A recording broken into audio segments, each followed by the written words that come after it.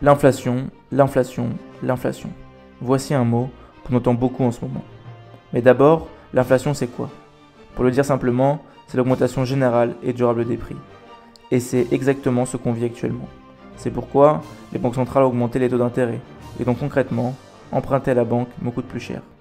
Ainsi, cette hausse des taux d'intérêt était censée être une aubaine pour les banques, car elles facturent désormais davantage aux emprunteurs. Malheureusement, les crises récentes, tant aux États-Unis qu'en Europe, démontrent que la réalité est souvent plus complexe. Lorsque les taux d'intérêt et l'inflation augmentent, les épargnants ressentent le poids de l'inflation et souhaitent que leur argent soit plus rentable. Mais cela ne se produit pas toujours dans les banques, poussant certains à chercher ailleurs, surtout à une époque où les transferts électroniques sont si faciles. Et on le voit, aux États-Unis, les dépôts bancaires ont diminué depuis que la Réserve fédérale a commencé à augmenter les taux d'intérêt. À titre d'exemple, la Banque First Republic a perdu 100 milliards de dépôts. Cette nouvelle menace pour les banques traditionnelles vient nourrir cette méfiance existante envers celle-ci après les épisodes de scandale, de crise financière ces dernières décennies. Et on le sait, la confiance est un bien précieux. Et dans ce domaine, Apple semble avoir une longueur d'avance. Alors que selon un sondage, seulement 27% des Américains ont encore confiance en leur banque, Apple, elle, trône au sommet. Depuis 10 ans, selon Interbrand, Apple est la marque la plus fiable.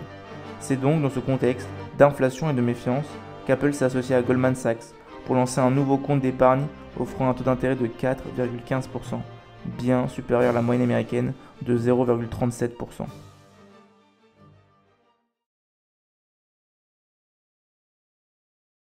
Au cœur de cette révolution financière, la stratégie d'Apple et de Goldman Sachs est claire. Il ne s'agit pas seulement de profit, mais d'une vision à long terme.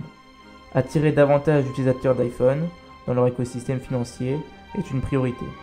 Pour Goldman Sachs, l'objectif est également d'élargir sa base de clients, mais sans la lourdeur et le coût de l'acquisition traditionnelle. Ce qui est vraiment intéressant, c'est que d'un côté, Goldman Sachs fournit l'infrastructure bancaire pour l'offre, tandis qu'Apple fournit l'interface technologique pour les consommateurs. Car techniquement parlant, Apple n'a pas de licence bancaire et sert d'intermédiaire pour Goldman Sachs. Par contre, Goldman Sachs a une charte d'État et est assuré par la FDIC, l'agence dont la principale responsabilité est de garantir les dépôts bancaires faits aux États-Unis. Mais ce n'est pas la première incursion d'Apple dans le secteur financier. En 2014, ils ont lancé Apple Pay, leur service de paiement mobile, permettant aux utilisateurs de faire des paiements sans contact avec leur iPhone.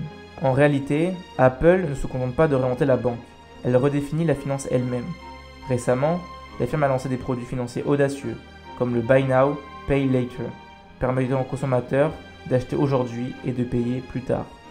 Le plus fou dans cela, c'est que c'est Apple qui finance ses prêts en grande partie avec son propre bilan, qui a affiché 165 milliards de dollars en liquidités et valeurs mobilières négociables au premier trimestre 2023, avec une dette totale de 111 milliards de dollars. C'est très différent des banques qui fonctionnent généralement avec 90% ou plus d'argent emprunté. En utilisant autant de financement propre, Apple est beaucoup moins fragile que la banque moyenne. Lorsque Apple Pay a été introduit en 2014, ce n'était pas le premier portefeuille numérique, mais il avait un gros avantage sur ses concurrents, l'iPhone. Aujourd'hui, Apple Pay est activé sur 78% des iPhones aux États-Unis. Si vous utilisez un iPhone, il est très difficile d'utiliser un autre portefeuille que Apple Pay. De plus, c'était le seul portefeuille numérique pour lequel les banques acceptaient de payer des frais pour chaque transaction. Pour mieux comprendre, il faut faire un petit zoom sur le fonctionnement d'Apple Pay.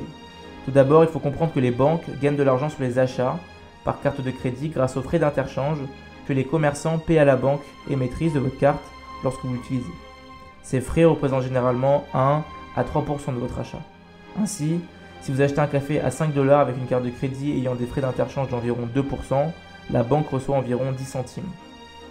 Mais si vous utilisez Apple Pay, la banque doit payer 3/4 de centimes à Apple.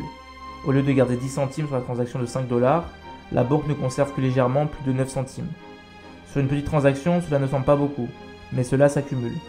On estime qu'Apple a engrangé 782 millions de dollars grâce à Apple Pay l'année dernière. En fait, selon certains, Apple est déjà une banque. Dans un discours l'été dernier, Jamie Dimon, président et directeur général de JP Morgan Chase depuis 2005, disait « Elle n'a peut-être pas de dépôt assuré, mais c'est une banque. Si vous déplacez de l'argent, détenez de l'argent, gérez de l'argent, prêtez de l'argent, c'est une banque. » Que Apple veuille activement être une banque est encore sujet à débat. Mais ce qu'ils ont constamment fait tout au long de leur histoire récente est de renforcer et de verrouiller leur écosystème. Si vous possédez essentiellement n'importe quel appareil Apple, vous le reconnaîtrez. Cela peut être des choses que Apple exige de facto, comme un abonnement iCloud ou un connecteur, ou d'autres choses comme e-message ou l'achat de produits complémentaires comme les AirPods ou l'Apple Watch, qui sont tous deux entièrement fonctionnels lorsqu'ils sont associés à, vous l'avez deviné, un iPhone. Cette stratégie est souvent qualifiée de jardin clos d'Apple. Une fois que vous êtes dans l'écosystème, il devient de plus en plus difficile de partir.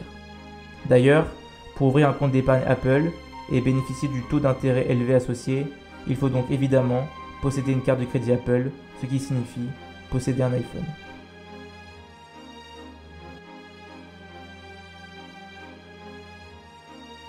Mais un gros problème commence à se poser pour toute ambition bancaire d'Apple, la concurrence, ou plus précisément, la réglementation de la concurrence.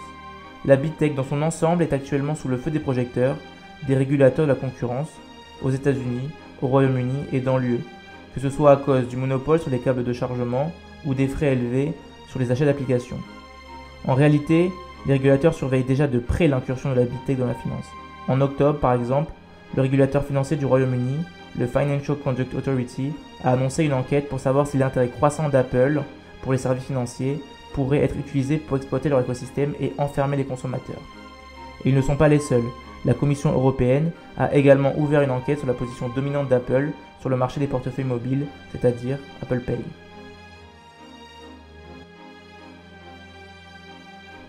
Selon moi, l'intérêt d'Apple pour les services financiers semble principalement être d'étendre la portée de l'iPhone. Il est peu probable qu'une entreprise comme Apple veuille s'impliquer davantage dans le secteur bancaire. En effet, les banques sont des entreprises encombrées de réglementation et toute erreur peut être désastreuse d'un point de vue des relations publiques. À bien des égards, Apple pourrait être plus une menace pour les néobanques fintech comme Revolut qu'elle ne l'est pour les banques traditionnelles avec lesquelles elle s'associe. Merci d'être resté jusqu'à la fin et n'hésitez pas à me dire dans les commentaires ce que vous en pensez.